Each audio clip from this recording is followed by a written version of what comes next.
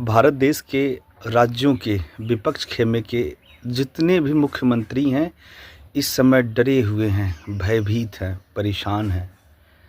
और ये किस प्रकार किया जा रहा है?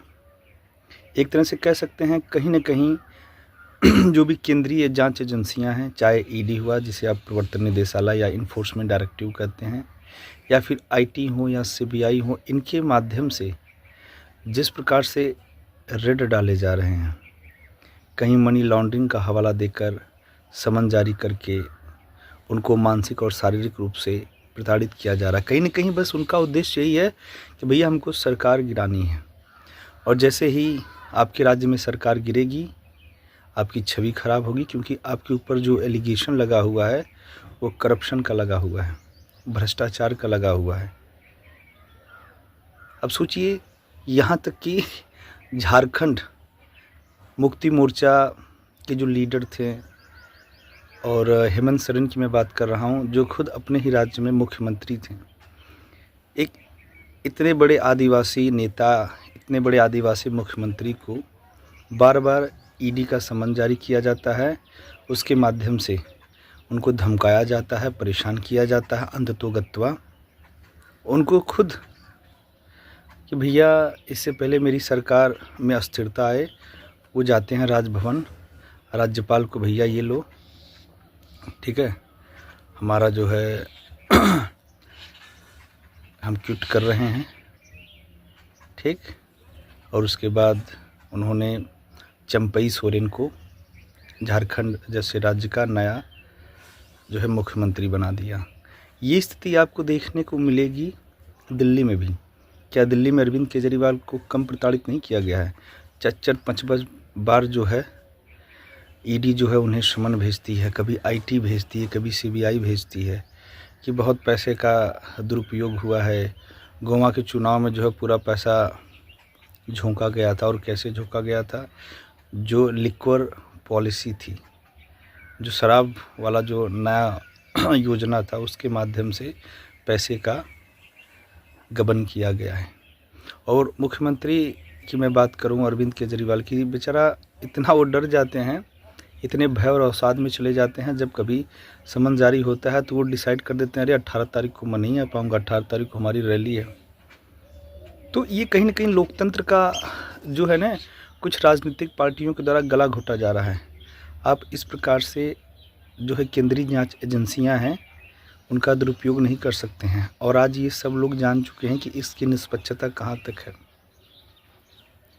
मैं मानता हूँ कुछ ऐसे हैं एलिगेशंस कुछ लोगों के ऊपर लगे हुए हैं जो सही तरीके से पाए गए हैं। मैं बता दूँ 1997 में जब लालू जी को गिरफ़्तार करने के लिए, उनको तो कई बार गिरफ़्तार किया जा चुका है, ठीक है, चाहे चारा घोटाला रहा हो, चाहे लैंड फॉर जॉब रहा हो, ठीक है, तो ऐसे कई मर्तबा हो चुके हैं कि जब पहली बार 1997 में लालू जी को गिरफ़्तार करने आई जांच एजेंसियां, तो उनको बाकायदे फोर्स डिप्लॉय किया गया, बहुत मशक्क़त करनी पड़ी, तब जाके लालू जी को गिरफ़्तार किया गया। यही स्थिति थी। आय से अधिक संपत्ति रखी थी आपकी जयललिता, जो तमिलनाडु की, मतलब एक अलग छवि थी वो। एक तरह से कह सकते हैं वहाँ के लोग उनको पूजते थे, खाली मुख्यमंत्री नहीं मानते थे, तमिलनाडु में उनका सिक्का चलता था। आय से अधिक संपत्ति होने की वजह से उनकी भी गिरफ्तारी हुई थी। और फिलहाल अभी का जो समीकरण बन रहा है, सब लोग ये जान चुके हैं कि जो भी भारतीय जनता पार्टी के साथ मतलब मधुर संवाद रखेगा, अपनी राजनीतिक पार्टियों का या तो उनसे अलायंस करे या तो उसमें विलय करे, तब जाकर आपके ऊपर कितने भी गंभीर आरोप होंगे, आपको वहाँ से निकाल दिया जाएगा। बिहार में देख लीजिए जिस प्रकार से गतिरोध किया गया, जिस प्रकार से वहाँ की सरकारों में अस्थिरता लाया गया, ये आखिर कैसे संभव हुआ? ठीक, अब देखे होंगे कि बड़े बड़े जो भारतीय जनता पार्टी के मंत्री थे या उच्च स्तर के जो प्रवक्ता थे, वो किस प्रकार से इनके ऊपर एलिगेशन लगा रहे थे, लाल डायरी की जिक्र कर रहे थे। तो कहीं ऐसा तो नहीं हुआ है कि लाल डायरी पाने के बाद उनको धमकाया गया कि अब तुम्हारी भी खैर नहीं, और तुम जल्दी से सरकार उसकी गिरा के आरजेडी का हमारे साथ अलायंस कर लो। तो ये कहीं न कहीं संभावनाएँ लोगों के द्वारा बनाई जा रही हैं, और यदि यही स्थिति रही तो याद रखिएगा, हमारे देश का आप विकास की बात कर रहे हैं, यहाँ पे निरंकुशता आ जाएगी, समझ रहे हैं? क्योंकि आप देखे होंगे, मैं मानता हूँ कि गिरफ्तारी हो सकती है। यदि कोई ये सोच रहा है कि नहीं मुख्यमंत्री की गिरफ्तारी नहीं हो सकती, वो गलत है। जब आप संविधान पढ़ेंगे तो आर्टिकल 361 में सीधा सीधा लिखा है कि सिविल मामलों में चाहे मुख्यमंत्री हो, चाहे प्रधानमंत्री हो, चाहे केंद्रीय मंत्री हो, ठीक है, ऐसे लोगों का जो है सिविल मामलों में उन्हें छूट दी गई है, गिरफ्तारी नहीं हो सकती। पर जब क्रिमिनल मामले हों, भ्रष्टाचार के मामले हों, तब जो है आपकी गिरफ्तारी संभव है, मात्र राज्यपाल और राष्ट्रपति को छोड़कर।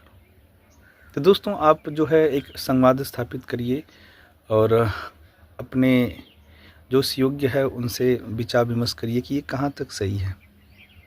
क्योंकि देखिए, यदि आप ये सोच रहे हैं कि भारतीय जनता पार्टी के ऊपर मैं एलिगेशन लगा रहा हूँ, मेरा एलिगेशन लगाने का मतलब ये नहीं है। बस मैं ये कहना चाहता हूँ कि अभी जिस प्रकार से दिल्ली में इनके ऊपर भारतीय जनता पार्टी के केंद्रीय नेताओं के ऊपर दोषारोपण हुआ है कि ये ऑपरेशन लोटस चला रहे हैं, और ऑपरेशन लोटस जो होता है उसका उद्देश्य यही होता है कि दूसरे खेमे की राजनीतिक पार्टियों के विधायकों को पैसे के बल पर अपने में मिला लेना। हालांकि ये दोषारोपण जानते हैं, इसकी वास्तविकता इसलिए बढ़ जाती है क्योंकि भारतीय जनता पार्टी ने ऐसा कई बार किया है, कई राज्यों में वो कर चुकी है। चाहे कर्नाटक का मसला रहा हो, मध्य प्रदेश का मसला रहा हो, राजस्थान का मसला रहा हो, अभी आप बिहार देख ही सकते हैं। तो इसकी जो वास्तविकता इसीलिए बढ़ जाती है कि ये ऐसा कर सकते हैं क्योंकि अन्य राज्यों में ये कर रहे हैं। और एक चीज़ मुझे समझ में नहीं आती है, जितनी भी जांच एजेंसियां खाली विपक्ष राजनीतिक पार्टी के लोगों को ही निशाना क्यों बना रही है? क्या आपको लगता है कि भारतीय जनता पार्टी के जितने भी विधायक हैं, सांसद, केंद्रीय मंत्री हैं, वो दूध के धुले हैं? क्यों उनके ऊपर इस प्रकार की जांच एजेंसियां सख्ती के साथ जांच नहीं कर रही हैं? बहुत सारे ऐसे आपराधिक पृष्ठभूमि, भ्रष्टाचारी पृष्ठभूमि के लोग मिलेंगे। कुछ तो भारतीय जनता पार्टी में ऐसे भी लीडर हैं जिनके ऊपर बलात्कार जैसे संगीन आरोप लगे हैं, फिर भी वो घूम घूम के समागम कर रहे हैं। तो ये जो है, ये चीज़ें ख़त्म होनी चाहिए। यदि किसी भी सरकार की जांच एजेंसियों से निष्पक्षता ख़त्म हो जाएगी तो वो सरकार एक समय के बाद स्थिरता की तरफ बढ़ेगी। तो आज के लिए इतना ही। नमस्कार, धन्यवाद। आप अपनी राय अवश्य दे सकते हैं। जय हिंद।